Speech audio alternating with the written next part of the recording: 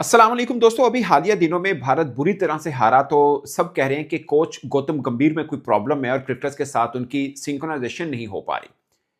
और अब खबर ये आई है कि कल जब टीम इंडिया ने ट्रेनिंग की तो उनके सबसे बड़े बल्लेबाज विराट कोहली और गौतम गंभीर के बीच एक सेकंड के लिए भी ट्रेनिंग के दौरान मुलाकात नहीं हुई है। यह उनका मीडिया रिपोर्ट कर रहा है। दूसरी अहम खबर यह है कि इंग्लैंड के यहाँ रेड बॉल कोच के तौर पर यानी टेस्ट टीम के कोच के तौर पर एक वैकेंसी खाली है और वो चाह रहे हैं कि भारतीय फॉर्मर कोच राहुल द्रविड़ को इंग्लिश टीम के टेस्ट कोच के तौर पर लिया जाए।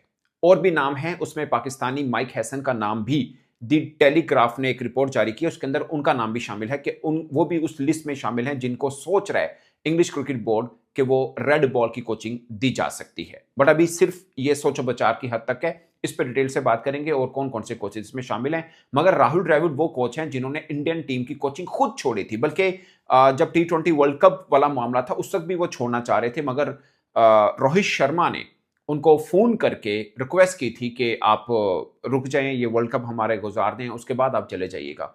तो ये इतनी अच्छी बॉन्डिंग थी राहुल द्रविड़ की अपने सीनियर क्रिकेटर्स की। आज भी एक तस्वीर बड़ी आपको नजर आती है कि जब वर्ल्ड कप जीते थे तो दाएं तरफ उनके विराट कोहली खड़े थे, बाएं तरफ उनके रोहित शर्मा खड़े थे। तो टीम इंडिया के दो अहम पिलर का कोच के साथ ये बॉन्डिंग होती थी, जिसके बाद रिजल्ट भी आपके सामने है। इवन के चैंपियंस ट्रॉफी जीतने के बाद अगरचे कोच उस वक्त गौतम गंभीर थे, मगर रोहित शर्मा जो कप्तान है उन्होंने क्रेडिट राहुल द्रविड़ को दिया था। वो अलग बात है कि उसके बाद उनको कोचिंग से हाथ भी धोना पड़ गया था। सो कुछ प्रॉब्लम तो है इंडिया क्रिकेट में कि इतनी शानदार क्रिकेट खेलने के बाद मामला यहां पर आ पहुंचा है कि आयरलैंड से हारे हैं, इंग्लैंड से हारे हैं और कोई एक मैच भी नहीं जीत पाए। बहुत से लोग ये भी कह रहे हैं कि पार्टी पिचों पे खेलते हैं तो बाहर जाके कहां से इनसे खेला जाएगा, बॉल स्विंग हो रहा है, बला बला बड़ी पिचे, बड़े ग्राउंड, सब मामला हो रहे हैं। बट मेरा मानना है कि इंडिया इतनी बुरी टीम नहीं है कि वो क्लीन स्वीप हार रही है। वो आयरलैंड से हार रही है, इतनी बड़ी टीम नहीं है वो। मतलब हम अब कल तक तो हम सभी मानते थे कि दुनिया की बेस्ट टीम है। हमारा कोच कह रहा है कि इनको हराने की ख्वाहिश सबके पास है कि इनको हराया जाए। तो एकदम कैसी बुरी हो सकती है। बहुत से लोग कहते हैं कि नहीं, इंग्लिश कंडीशन इनसे डिफरेंट है, ये आईपीएल की कंडीशन नहीं है। बट ये इंग्लैंड में कभी भी T20 मैच नहीं हारे और सीरीज नहीं हारे। तो मेरा मानना है कि कोच के एंड पे कोई ना कोई प्रॉब्लम है। आप सोचिए, अभी वनडे सीरीज शुरू होनी है, शुभमन गिल ने प्रेस कॉन्फ्रेंस की और शुभमन गिल ने प्रेस कॉन्फ्रेंस के अंदर रोहित शर्मा और विराट कोहली का खासकर जिक्र किया कि उनके लिए बड़ी खास बात है कि वनडे फॉर्मेट के अंदर ये दो महान बल्लेबाज उनकी टीम के अंदर हैं। मगर ट्रेनिंग के दौरान अगर विराट कोहली और गौतम गंभीर के बीच में एक सेकंड के लिए भी एक फ्रेम भी किसी के कैमरे से नहीं बन पाया जिसमें दोनों मुलाकात कर रहे हो। सबकी अमूमन नजर होती है कि बड़े प्लेयर को कैप्चर करना है ताकि पता चल पाए कि मामला क्या चल रहे हैं। तो सब इंडियन मीडिया विराट कोहली के ऊपर था कि गौतम गंभीर इनके साथ आकर क्या बातचीत करते हैं, क्या माहौल बनता है, और सब चीजें हैं। मगर एक भी फ्रेम किसी इंडियन जर्नलिस्ट को नहीं मिला जिसपे विराट कोहली और गौतम गंभीर दोनों इकट्ठे खड़े हों। सो ये बड़ी एक खास बात है कि इससे पहले भी खबरें चल रही थी कि दोनों के आपस में नहीं बनती है और अब भी ये मामला चल रहा है कि दोनों ने मुलाकात ही नहीं की है। ये इंडिया क्रिकेट के लिए बड़ा एक जिसे कह सकते हैं कि मजीद तनजली का वजह हो सकती है। लेकिन एक खास पॉइंट है, हम जो कहते हैं ना कि इंडिया चीजों को बड़ा मीन के कंसिस्टेंसी देता है, बट मुझे गौतम गंभीर की पोजीशन थोड़ी वीक लग रही है। मुझे लग रहा है कि अगर चीजें बेहतर ना हुई तो बीसीसीआई ये स्टेप की तरफ जा सकता है कि गौतम गंभीर से जान छुड़वा ले, और उनके लिए इससे अच्छा कुछ नहीं होगा कि वो गौतम गंभीर से जान छुड़वा ले। इसके एक रीजन है, आपको याद होगा 2007 पहला T20 वर्ल्ड कप जो हुआ था वो इंडिया जीता था, पहला T20 वर्ल्ड कप। अब मैं अगर पूछूं ना उनका कोच कौन था तो 90% लोगों को नहीं पता होगा कोच कौन से, 90% लोगों को नहीं पता होगा, आई एम प्रीटी श्योर, क्योंकि वो कोई बड़ा नाम थे ही नहीं। मगर उन्होंने माहौल ऐसा दिया होगा या खिलाड़ी ने अपनी एक इन्वायरमेंट ऐसा बना है कि कप्तान भी नहीं आया था MS धोनी, उसमें सहवाग भी था, गौतम गंभीर भी टीम का हिस्सा थे, युवराज सिंह जैसे प्लेयर भी थे, मगर बॉन्डिंग इतनी अच्छी बन गई थी, कोई प्रॉब्लम नहीं था। हमारे यहां भी बड़ी एग्जांपल्स हमने देखी हैं, बड़े नामवर कोचेस आए हैं, मगर क्रिकेटर्स के साथ जब नहीं बन पाती पूरा का पूरा माहौल खराब हो जाता है। उसमें बहुत से प्रॉब्लम, हमने अफरीदी के साथ पंगे देखे, हमने मोहम्मद आमिर के साथ झगड़े देखे, हमने और भी कई क्रिकेटर्स के साथ प्रॉब्लम देखे कोच के, उसके बाद टीम बर्बाद हुई है, बनी नहीं।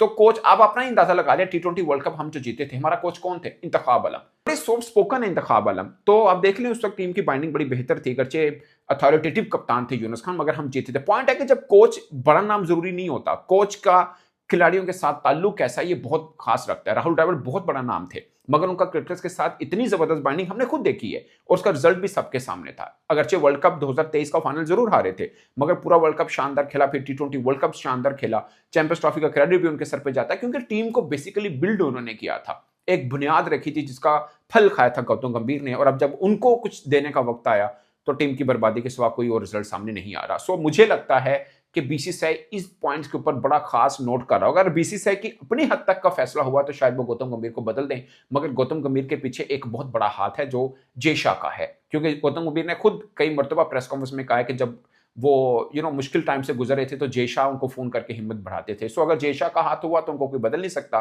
फिर टीम की बर्बादी यकीनी है अगर ये माहौल चलता रहा और गौतम गंभीर अपनी चीजों को बेहतर ना कर पाए एज ए कोच, क्योंकि उनको लगता होगा कि वो बॉस हैं। जब बॉसी एटीट्यूड किसी कोच में आता है तो टीम की बर्बादी होती है। मुझे लगता है कि कोच बॉस के बजाय एक फादरली फिगर होते हैं और वो सबको साथ लेके चलते हैं, इवन कि उनको भी साथ लेके चलते हैं जो उनसे नाराज हों। क्योंकि मुझे लगता है ये पंगा जो शुरू हुआ गौतम गंभीर के एंड से शुरू हुआ, जब उन्होंने कहा कि कोई स्टार नहीं है, सब ये हैं और वो हैं, और उसके बाद टीम उन्होंने वाकई ऐसी बना दी है कि अब कोई स्टार नजर नहीं आता। जो थे उनको भी मांद हो गया। अब सोचिए ना, संजू सैमसन जो T20 में सबसे अच्छा खेल रहा था उनका, उसको निकाल बाहर फेंका। वनडे के अंदर विराट कोहली के सबसे ज्यादा रन है, मैं ओवरऑल की बात नहीं कर रहा, पिछले एक साल की बात कर रहा हूं, सबसे ज्यादा रन विराट कोहली और रोहित शर्मा के हैं।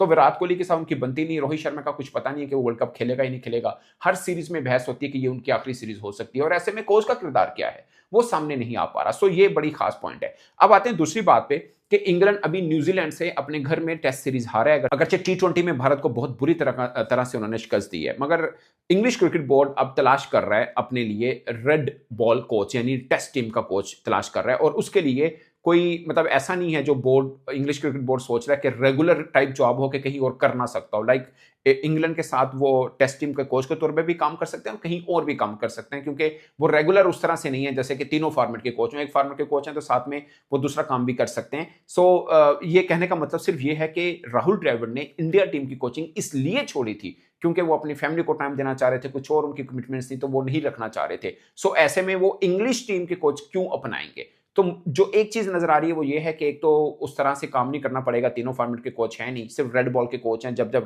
जब टेस्ट क्रिकेट होगी तब वो उनको साथ में होना होगा, या उस बीच में जो भी प्लान उनको कैंप्स के करने हो तब होगा साथ। नंबर 1।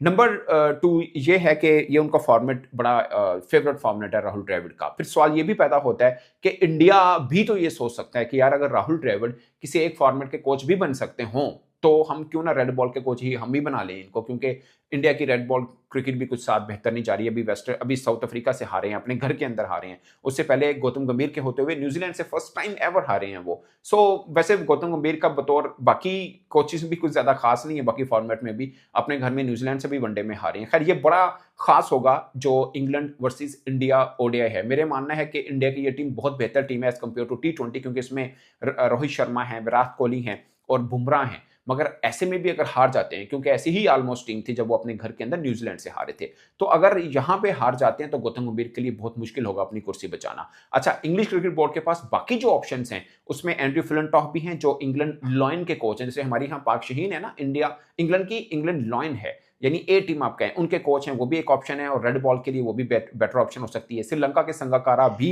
ऑप्शन में है। पाकिस्तान के माइक हैसन का नाम भी उसमें शामिल है, जस्टिन लेंगर का नाम भी इसमें शामिल है। मगर मोस्ट फेवरेट कैंडिडेट जिसको कहा जाता है वो एंडी फ्लोर है।